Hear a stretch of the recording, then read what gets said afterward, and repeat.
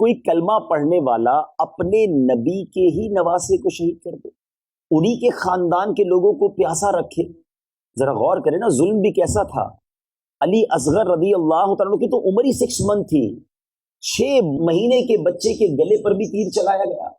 حضرت علی اکبر رضی اللہ تعالیٰ کے بارے میں آتا ہے کہ آپ ہم شکل مصطفیٰ تھے صلی اللہ تعالیٰ علیہ وسلم، جوان ایسے کہ نبی پاک کا شبیہ نظر آتی تھی، انہیں بھی شہید کیا گیا.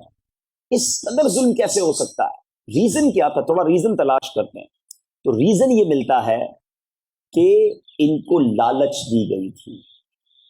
یزیدیوں کو یہ کہا گیا تھا کہ تم یہ معاذ اللہ انہیں شہید کر دو، یہ گرفتار کر کے لے آؤ تو تمہیں گورنری دی جائے گی، تمہیں پیسے دیے جائیں گے. اس کا مطلب یہ ہے کہ جب لالچ آ جائے نا تو انسان وہ کچھ کر گزرتا ہے جس کے بارے میں امیجنیشن بھی نہیں کی جا سکتی ہے. اور نبی پاک علیہ الصلوۃ والسلام کی حدیث پاک بھی موجود ہے. میرے آقا علیہ الصلوۃ والسلام فرماتے ہیں کہ 2 بھوکے بھیڑیے، اب ذرا سمجھیے گا، ہنگری ولف بکریوں کے ریوڑ پر چھوڑ دیے جائیں. اب بھیڑیے بھی بھوکے ہوں اور بکریاں پورا ریوڑ ہو تو کتنی چیڑ پھاڑ کریں گے. آقا فرماتے ہیں 2 بھوکے بھیڑیے بکریوں پر چھوڑ دیے جائیں، وہ اتنا نقصان نہیں پہنچاتے جتنا کہ مال اور مرتبے کا لالچ انسان کے دین کو پہنچاتا ہے.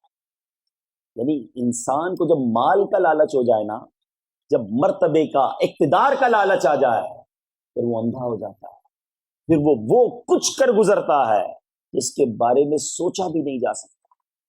اس لیے میں بات کیوں کر رہا ہوں کہ ہم یزیدیوں کی جب بھی بات کرتے ہیں ان پر لعنت ملامت کرتے ہیں، اور واقعی کرنی چاہیے. وہ بڑے گناہ گار ہیں، اور ان کو تو پتہ چلے گا جب اللہ کی بارگاہ میں پیش ہوں گے جو ان کی سزا ہوگی.